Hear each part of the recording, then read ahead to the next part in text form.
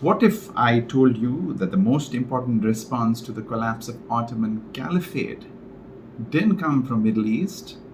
It will surprise most. But that's true. It came from Indonesia. When people discuss the abolition of Caliphate in 1924, they usually focus on Turkey, Saudi Arabia, or Egypt. Yet, one of the most consequential movements to emerge from the upheaval was founded thousands of miles away on the island of Java. It's now world's largest Muslim organization with around 90 million members. Its story is surprisingly little known outside Indonesia. The 1920s changed the Muslim world forever. In 1924, Mustafa Kemal Atatürk abolished the Ottoman Caliphate, ending an institution many Muslims had regarded as a symbol of political unity for more than 12 centuries. In the same period, Abdulaziz ibn Saud conquered Mecca and Medina, placing Islam's holiest cities under Saudi rule. For millions of Muslims, these weren't isolated events. They raised profound questions. Who would provide religious authority? Could Islamic law function without an empire? And what would the future of Muslim societies look like? While much of Muslim world searched for answers, Indonesian scholars began building one of their own. In January 1926, religious scholars in Java established Nahdlatul Ulama, known simply as NU. Their timing was no coincidence. They understood that the world had entered a new era. Empires were disappearing, nation states were emerging, old assumptions about politics, law, and international relations were no longer sufficient. Rather than trying to recreate the past, NU founders asked a different question. How can Islam thrive in a changing world? That question had deep roots. For centuries, Islam in the Indonesian archipelago had evolved differently. Located at crossroads of global trade, the region absorbed influences from India, China, Arabia, and beyond. Islam spread through merchants and scholars and through culture. One of the legendary Wali Songo, the 9 saints credited with spreading Islam in Java, used shadow puppet theater, and traditional gamelan music to communicate Islamic teachings. Instead of rejecting local culture, they transformed it. That flexibility would become one of NU's greatest strengths.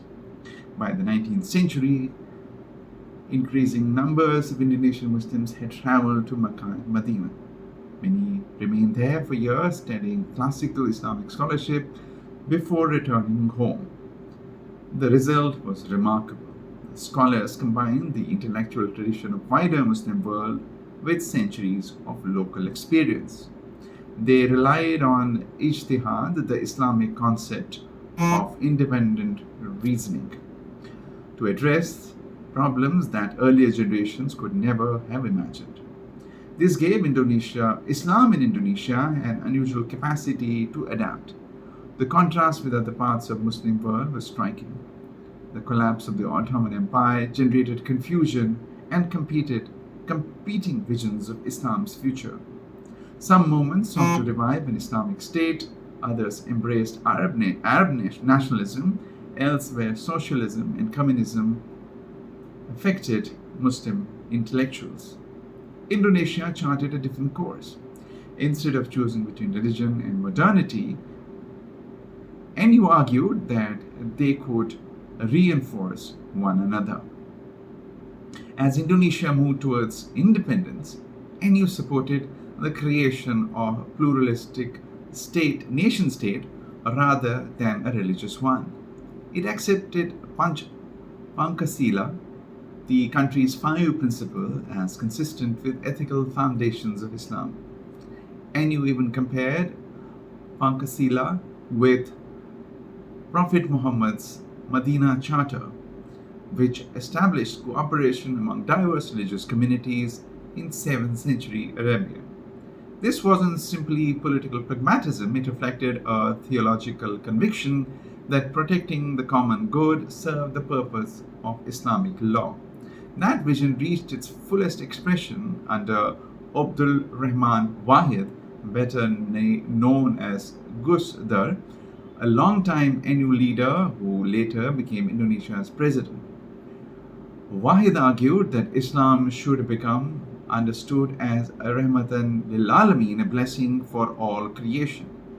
He warned against extremist movements that sought to monopolize Islam or impose it through coercion. Instead, he envisioned an Islam rooted in compassion, dignity, and coexistence. His ideas would eventually shape a global movement. After the Bali bombings and the September 11 attacks, NU intensified its efforts to challenge extremist interpretations. Rather than merely condemning terrorism, it reimagined legal concepts that extremists used to justify violence. NU scholars promoted what became known as Humanitarian Islam.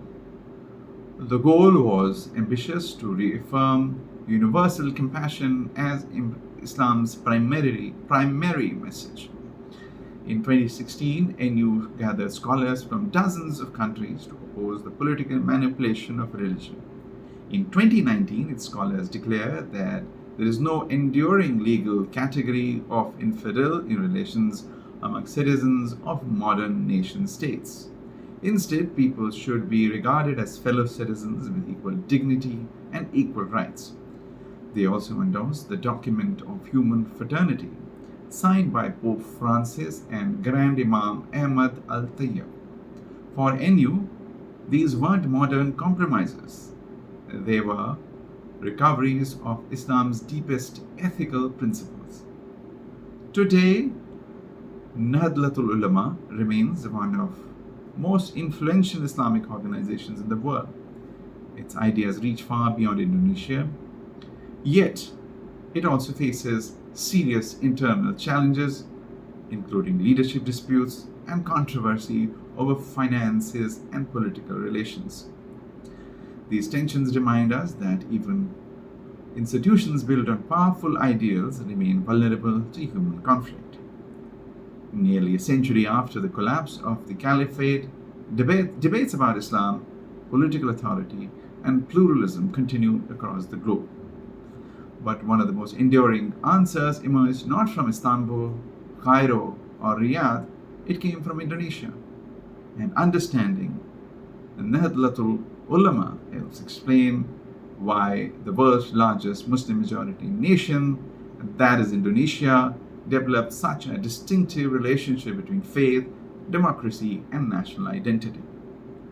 If you found this analysis interesting, I have written an article on this, exploring NU's origins, theology, humanitarian Islam, and the organization's contemporary challenges in much greater depth.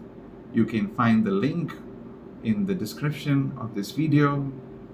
Please write to me with your comments and suggestions. I will be eagerly looking forward to it. Thank you very much.